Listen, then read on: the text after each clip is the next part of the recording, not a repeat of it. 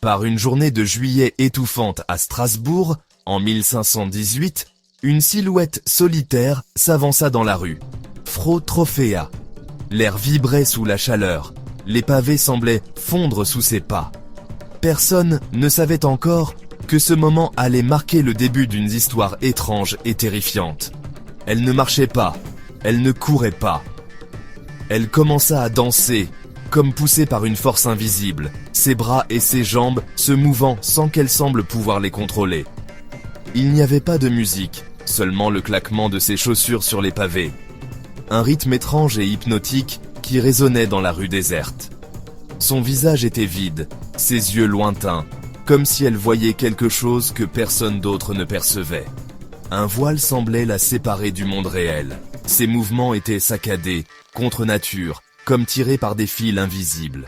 Son corps se pliait à une volonté mystérieuse, défiant toute logique humaine. Son mari la supplia d'arrêter, mais elle ne répondit pas. Il la suivait, impuissant, la peur et l'incompréhension se lisant sur son visage. La foule observait, leur curiosité se transformant rapidement en peur. Les murmures s'élevaient, chacun se demandant si la folie était contagieuse. Ce n'était pas une danse festive, c'était frénétique, compulsif et dérangeant. Les gestes de Frau Trophäa semblaient dictés par une force sombre, presque surnaturelle. Pendant des heures, elle dansa, trempée de sueur et haletante, incapable de s'arrêter. Son souffle court, son visage rougi, elle semblait lutter contre son propre corps. La nuit tomba, mais elle continuait de bouger, son ombre se tordant au clair de lune. Les étoiles brillaient au-dessus d'elle, indifférentes à sa détresse. Le silence de la ville était brisé par le battement incessant de ses pieds. Chaque pas résonnait comme un appel à l'inconnu, un avertissement silencieux. Au matin, ses pieds saignaient, son corps était épuisé, mais la danse continuait. Les premiers rayons du soleil révélaient la souffrance gravée sur son visage. Elle n'était plus seulement une voisine, elle était un cauchemar vivant. Les enfants se cachaient, les adultes priaient, personne n'osait s'approcher. Strasbourg retenait son souffle, ignorant que ce n'était que le début. L'inquiétude grandissait, une tension sourde s'installait dans chaque foyer. Quelle force s'était emparée de Frau Trophäa? Était-ce une malédiction, une maladie, ou quelque chose de bien plus ancien? Qui serait le prochain? Chacun craignait de sentir ses propres pieds commencer à bouger malgré lui. La ville était sur le point d'être emportée par une folie que personne ne pouvait expliquer. Un vent d'angoisse soufflait sur Strasbourg, prêt à tout emporter. La danse ne faisait que commencer. Bientôt, d'autres suivraient, et la ville entière serait prise dans la tourmente. Strasbourg en 1518 était une ville sur le qui-vive. Famine, maladie et superstition régnaient sur la vie quotidienne. Les rues étaient imprégnées d'une tension sourde. Chaque coin semblait cacher une menace invisible. Les pauvres mouraient de faim, tandis que les prix du pain montaient en flèche, et chaque toux déclenchait la panique. Les familles se serraient les unes contre les autres, redoutant la prochaine tragédie. Les gens voyaient des présages partout, mêlant la foi chrétienne aux vieilles peurs populaires. Les rumeurs circulaient, alimentant l'angoisse collective. Les autorités tentèrent de maintenir l'ordre, mais elles aussi étaient anxieuses, craignant les émeutes et la colère divine. Les réunions nocturnes se multipliaient, les décisions se prenaient dans la crainte. Des codes moraux stricts étaient appliqués, espérant conjurer le désastre. Les sermons se faisaient plus sévères, les punitions plus fréquentes. Dans ce chaudron de peur, la danse de Frau Trophäa fut une étincelle dans une poudre sèche. Son étrange frénésie attira bientôt les regards de toute la ville. Certains y virent un châtiment de Dieu, d'autres l'œuvre du diable. Les débats faisaient rage, divisant familles et voisins. Pour tous, c'était un présage terrifiant, un miroir de leur propre tumulte. La peur se propageait plus vite que la maladie elle-même. Était-ce de la folie ou une peste sur le point de tous les consumeurs? Personne ne savait ce qui allait suivre, mais tous sentaient que Strasbourg était au bord du gouffre. En quelques jours, Frau Trophäa n'était plus seule. Ce qui avait commencé comme une étrange singularité devint rapidement un phénomène inquiétant, impossible à ignorer.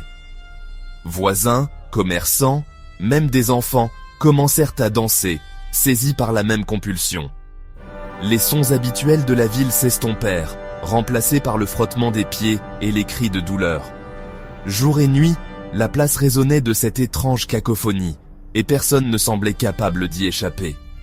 Des témoins oculaires décrivirent des danseurs, aux yeux hagards, piégés dans l'agonie. La panique s'empara de la ville. Des familles s'enfermèrent chez elles, terrifiées à l'idée que l'affection soit contagieuse. Les rues, autrefois animées, devinrent des scènes de peur et de désolation. Les danseurs semblaient possédés, se libérant de toute contrainte. Strasbourg sombra dans le chaos alors que l'épidémie s'étendait. Les autorités étaient dépassées, incapables de comprendre ou de contrôler la situation. Des centaines rejoignirent la danse frénétique, s'écroulant d'épuisement, certains mourant là où ils tombaient. Les dirigeants de la ville regardaient impuissants le cauchemar se dérouler. L'impuissance et la peur grandissaient à mesure que la foule grossissait. La fièvre dansante était désormais une épidémie imparable. La ville entière semblait prise au piège d'un mal mystérieux, sans remède en vue. La question restait, que pouvait-on faire ? Les habitants attendaient désespérément une solution, alors que l'espoir s'amenuisait. Le destin de la ville était en jeu. L'angoisse planait sur Strasbourg, suspendue à la recherche d'un miracle ou d'une explication. Désespérés, les dirigeants de Strasbourg se réunirent pour trouver une solution. Les médecins, s'appuyant sur des théories anciennes, déclarèrent que les danseurs souffraient de sang chaud. Leur prescription, les laisser danser pour évacuer la fièvre. Le conseil ordonna de vider les salles des corporations et les marchés pour en faire des zones de danse. L'espoir était qu'une danse organisée guérirait les affligés. Ce n'était pas une célébration, mais un traitement médical né de la peur et de l'ignorance. Les autorités croyirent pouvoir contrôler le chaos en le sanctionnant. Mais à mesure que le plan se déroulait, l'horreur ne fit que s'intensifier. Cette thérapie forcée allait-elle guérir la ville ou la plonger davantage dans le désastre ? La ville se préparait aux conséquences. La scène était prête pour la tragédie. Une scène en bois fut construite sur la place de la ville, transformant la souffrance en spectacle. Les danseurs étaient conduits sur la plateforme, leur agonie devenant un divertissement public. Des musiciens furent engagés pour jouer sans arrêt, espérant que la musique guérirait la fièvre.